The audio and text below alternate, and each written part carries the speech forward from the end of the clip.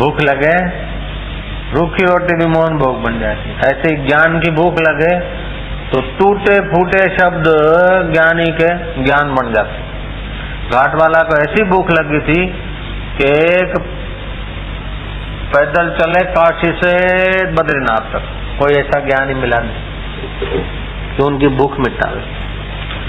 फिर हरिद्वार में टिके और जांच करे कोई ऐसा संत हो ज्ञानवान, मेरे को आत्मज्ञान।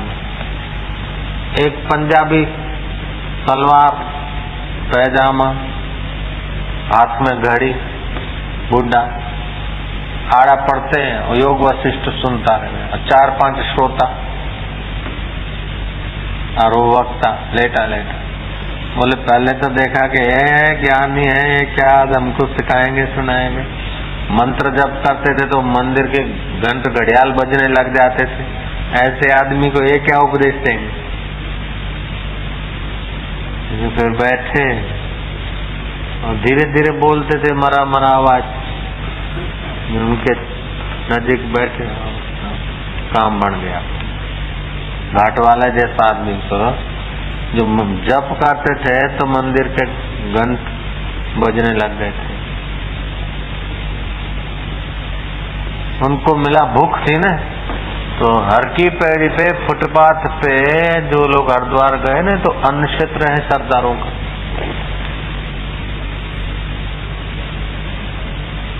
और सेवा समिति वालों का कुछ है। उसी फुटपाथ पे एक ऐसा था, वो गंगा किनारे, उस समय भीड़ कम थी, गंगा किनारे लेटा था वो, एक योग वशिष्ठ पढ़ता था और वो बूढ़ा जरा सा बोलता था। उनको बात बैठ गई, भूख थी।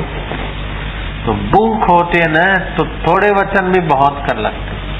अब भूख नहीं होती है तो दिन रात धमाधम करो, अंतःकरण शुद्ध होता है। धीरे धीरे भूख जगने की योग्यता आती है, फिर वही के वही वचन लग जाते।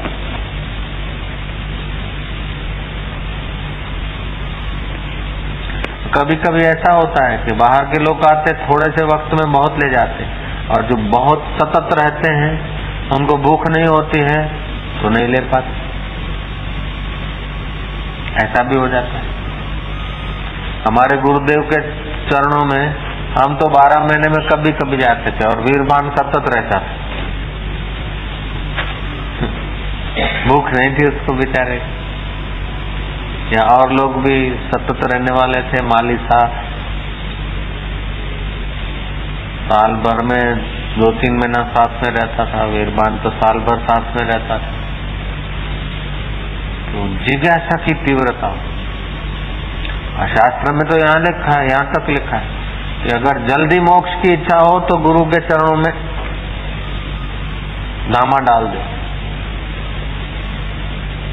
आधी अविद्या तो ब्रह्मवेताओं के सानिध्य मात्र से चली जाती, बाकी आधी अविद्या अपनी भूख और पुरुषार्थ से दूर हो जाती।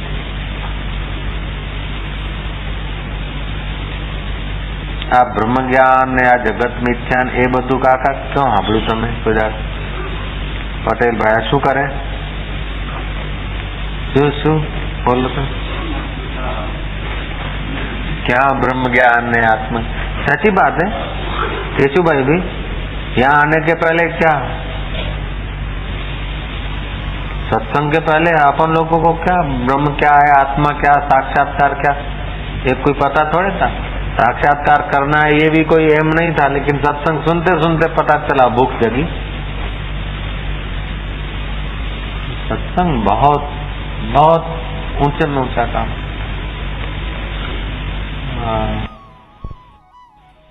जानते वहां की गति नहीं नाखी दीधु ज्ञान मानो आचरणों।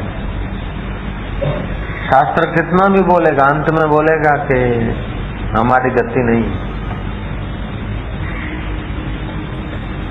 दुनिया के सब लाइब्रेरियां पढ़ ले, सब शास्त्र घोट के पी जाए, लेकिन जीवित महापुरुष का जब तक कृपा पचता नहीं तब तक वो आखिरी अमृत समझ में नहीं आता।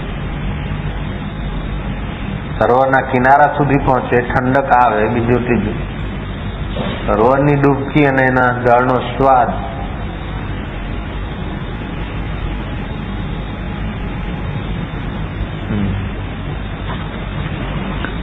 ऐसा कोई जाने मिले तो 12 कोस नंगे पैदल जाना पड़े तो मैं जाऊं। मुझे पता है कि उन महापुरुषों के सानिध्य से क्या है। ऐसा कोई मिले तो फिलहाल खोजो जरा, अपन चलेंगे। बोला कहते हैं शांत वातावरण, उपनिषद, भगवत गीता, योग वशिष्ठ जैसे महाग्रंथ हो, गुरु जी का सानिध्य, शिष्य की जिज्ञासा हो, अल्लाह फिर क्या, स्वर्ग भी वहां शर्मिंदा हो जाए। स्वर्ग का सुख भी तुच्छ हो जाए, इतना सुख बरसता है। तालाब, दरिया या तालाब का किनारा शांत और सन्नाटा,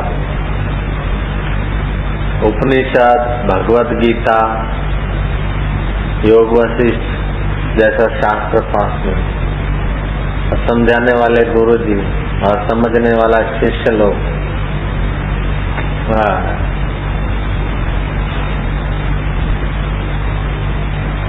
उसका वर्णन नहीं हो सकता है, इतना लाभ होता है।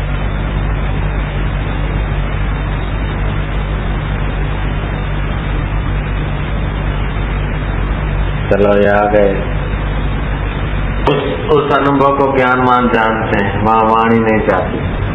विवेकानंद बोलते थे, भाइयों अगर अभी भी आप मुझे कोई बताओ कहीं ज्ञानवान रहते हैं तो मैं नंगे पैर 12 कोस पैदल चलना पड़े तो मैं चलने को तैयार हूँ, क्योंकि मुझे पता है कि ज्ञानवान के सानिध्य मात्र से, उसके दर्शन मात्र से कितना पुण्य होता है और हृदय को कितनी शीतलता मिलती है, वो मैं जानता हूँ। ज्ञानवान के सानिध्य से, दर्शन से, उनकी कृपा से कितना हृदय में शांति, शीतलता मिलती है और कितना पुण्य बढ़ जाता है, वो मैं जानता हूँ। आपको किसी को कोई ब्रह्मवेता मिले तो मेरे को बताना, हम 12 कोस पैदल चले दर्शन करने के लिए। तुम चुप रहो, काम सौंपते हैं। केशु भाई को भी आना है दर्शन करने, शिवलाल तुम आए, आप खोज लो ऐसा कोई ज्ञानी हो, और 12 कोस पैदल चलना पड़े तो मैं भी चलूंगा, अपन दर्शन करेंगे। अब क्या फिर अपन को चलना पड़े, ऐसा मेरे को भी चलना पड़े दर्शन करने के।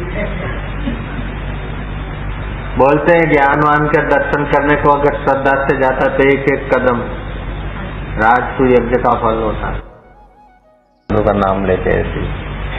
लेकिन जो सचमुच में साधु हैं उनको दया करना चाहिए, क्षमा करना चाहिए, अभयदान देना चाहिए, संध्या करना चाहिए, ध्यान करना चाहिए, पूजा करना चाहिए, परोपकार का काम करना चाहिए। लेकिन ज्ञानवान के लिए चाहिए नहीं, मौज है तो कर लिया, नहीं तो मार दे ठोकर जाए।